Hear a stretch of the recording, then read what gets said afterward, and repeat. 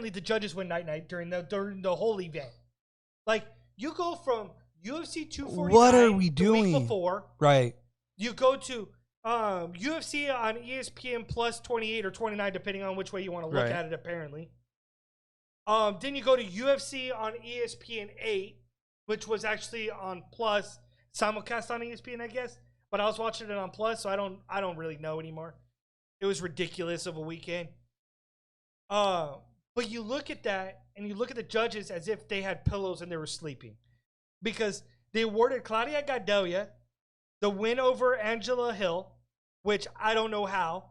Because the first round went to Claudia. Okay, I give you that. But then the last 2 rounds, I gave definitively to Angela Hill because she stole the second round. Because I believe that's the round in which she knocked down Claudia Gadelha and just went to work.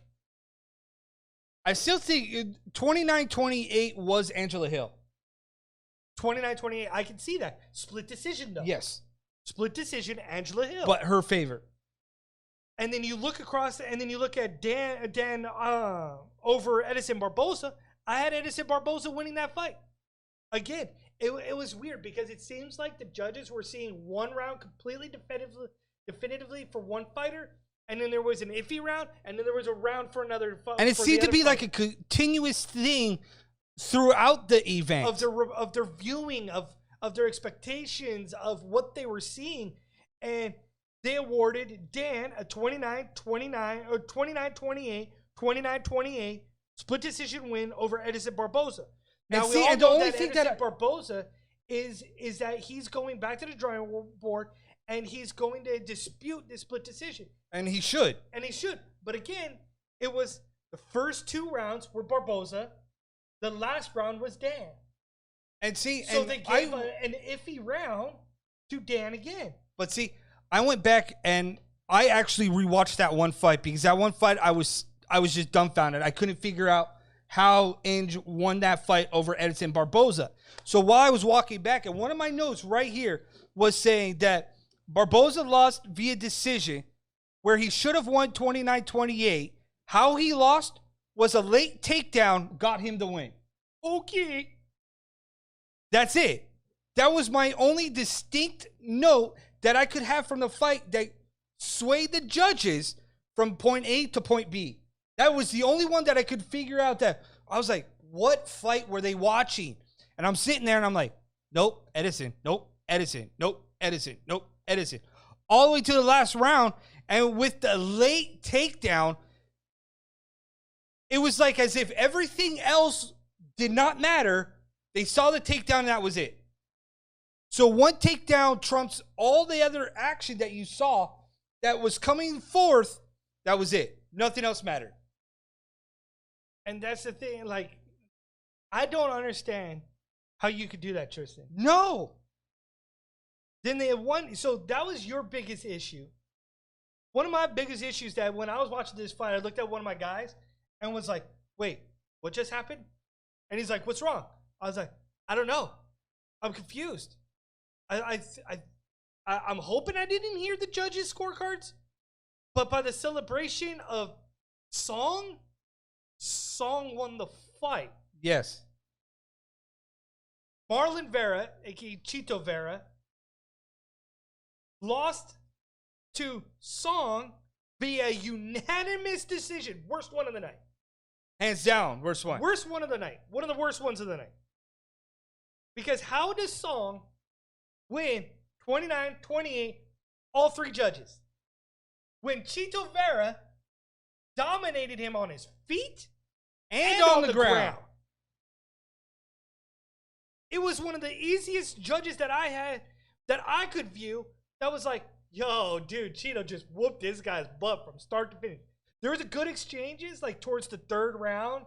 There's a really good exchange. In the first round, there's a really good exchange. Not enough to warrant a 29-28 scorecard for Song. No, because during the exchange in the first round, the first round still ended with Chito winning that round. It's literally like these referees, Sean, that I was watching. These referees were like, as if it was a boxing fight. What happens in a boxing fight when you hear that 10 seconds? Yeah. You throw a mass flurry and leave the indent and the impression in the mind of the judges. So you could do absolutely nothing.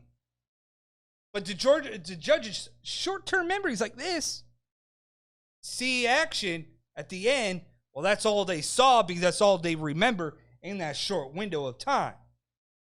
So at the end of this event, it leaves a lot of people questioning. It's like, well, should judges be judged themselves for the outcome in which they put forward during sports, whether it be boxing or combat?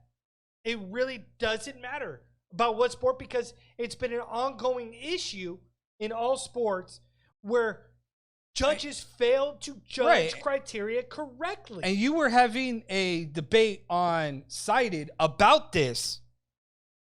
And what are some of the comments that have been going on? I know that people are kind of like a little bit indifferent on what can and cannot be done at this point. So my questions to everybody was, should they be reviewed after the event by a second party, more training, or other? And I had one individual that said that we should give them the benefit of the doubt and start doing it with more education. And if that doesn't work, then resort to a second party. Then should they be reviewed by a second party, which is where most people went. They should be held accountable for majority. And mind you, I've had over 40 people that have done this. So majority of the people view that judges should be reviewed by a second party. Replays are in most of other sports. There should be an oversight. Refs should be judged also, which I thought was interesting. Those were a couple of the feedback that I got. Live scoring was live mentioned. Scoring was another one, like CompuBox. Yep. That was another one. It was also mentioned in our chat too. But the thing that I have is, while a lot of sports have instant replays, there was talks that mixed martial arts was going to bring in monitors to do replays for scoring. But that doesn't seem like that's happened, because in every event that I've been to or you've been to, there's talks, but there's no movement. So how can we put live scoring effectively into this? Because the idea of live scoring that was being talked about was, like at Invicta, was that they're going to put it up on a Jumbotron, and then what you score, then at the end of the day, you watch that and go, oh, okay, well, I got to go all out here. But I don't think that necessarily should be the case, because if the guy's actually winning the fight, but your stat says you're losing the fight, doesn't that maybe pose another issue or question again still about the judging? I also think that there might be a little bit of an issue because I still think even with live scoring, you still run into the same issue that we kind of run right now, that if you're still live scoring and a judge sees it one way versus another judge seeing it another way, you're still going to get these similar issues. What is very interesting, though, is that we already have a fan version of this. MMA decisions, you could do live scoring, and you can put it out there to see who actually wins. There's still a lot of variables that need to be implemented for that to make sure that everything still goes according to plan. I just think we need to take a stronger look at judging criterias, because we have a lot of people in CSAC and in Camo that we've spoken to a lot at length about, what declares a 10-8 round, what declares a 10-9 round, what are you looking for, what are you seeing? The fact that when you're a judge, you can't see certain corners, so you lose focus, lose certain depth focus inside the cage, that becomes an issue. So while I like live scoring, I think monitors first, so you can see what we're seeing, what fans are seeing, what everybody sees in a fight. Give them every opportunity to be able to score the fight the way that they see it, not from an angle they see it.